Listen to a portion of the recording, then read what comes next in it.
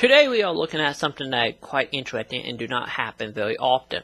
And what I am speaking of here is what would happen if you take a RPG and mix it with a hardcore fighting game.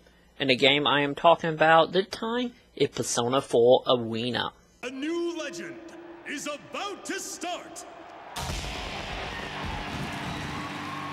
May the manliest of all men come on down! The story of Persona 4 Arena picks up after the events of Persona 4 the RPG, which have been recently re-released over on the Vita, and of course you can pick this up back on the PS2 if you're able to find it.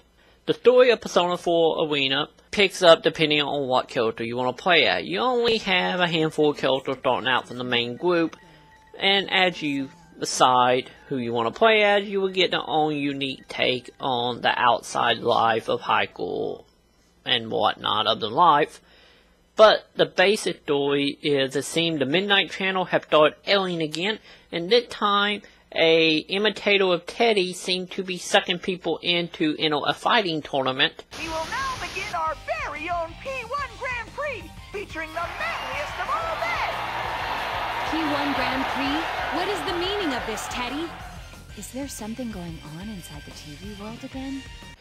And in return, as the character from the pack game, you all decided to investigate, trying to figure out why is the Midnight Channel showing up again, and to try to find some of your missing friends. But the one thing to be noted about the story mode here, since you can tell this was made off of RPG because you will have over an hour of written and spoken dialogue to go through before you even get to one fight. And in return, this drag out throughout the whole game. But if you love the Persona storyline, this might be right up your alley. Any of the fighting is spread very thin throughout the lengthy single-player storyline. But that's not the only storyline the game got going for it. Of course, we have the arcade mode, which is made up like normal arcade mode of you fighting everybody in the game throughout. The thing you have here is at the beginning of each fight, and at the end of each fight, you will get a cutscene with the character with one fight.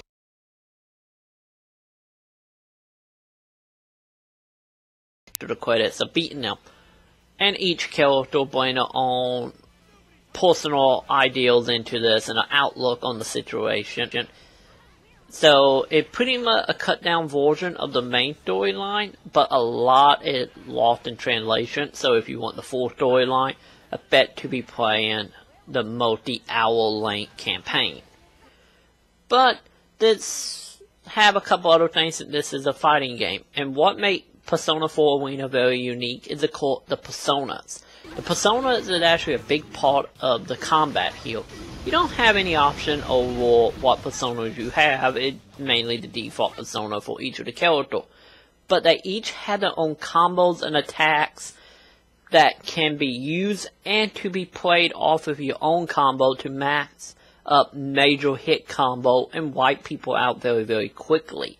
Which you will find out about once you go online, because the online is a court made up of people who is obviously pro or Japanese, one of the two. And I bet to get your ass handed to you very much and very quickly if you do that. But the online is made up of the same old routine of keep track of your win, losses. And then you also have your title, which you can have up to 3 titles available at any time. Which you have a couple of 100 titles to unlock from the single player and the main game to add to your character. And the online is made up of course, like server listing, where you have a room of 1 to 8 players in, and you all take turns just beating the crap out of each other for as long as you see fit to help your ranking or your overall skill level. But outside of that, they do have the normal routine of a fighting game with training mode to help you get better, and challenge mode, which is a little more interesting here.